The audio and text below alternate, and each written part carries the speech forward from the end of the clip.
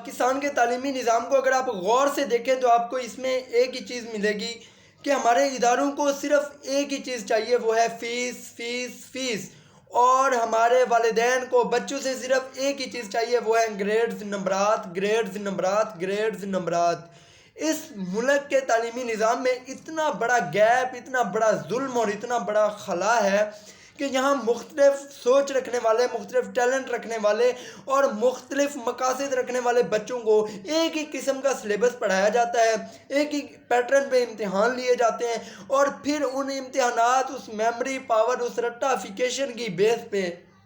ہر بچے کی قابلیت کو جج کیا جاتا ہے، جس کا نتیجہ یہ نکلتا ہے کہ وہ کام جو ایک بندے نے کرنا ہی نہیں ہے، جب اس سے وہ کروایا جائے گا اور اسی کی بنیاد پہ اس کی قابلیت کو جج کیا جائے گا تو وہ بچہ پھر ڈپریشن کی طرف جائے گا۔ اس انسان سے وہ کام ہی نہیں لیا جائے گا جس کے لیے وہ بنا ہے، تو وہ اس کے اندر ڈپریشن کی وجہ بنے گا، اور یہی وہ واحد ریزن ہے جو ہمارے ملک کے طلباء کو دن بہ دن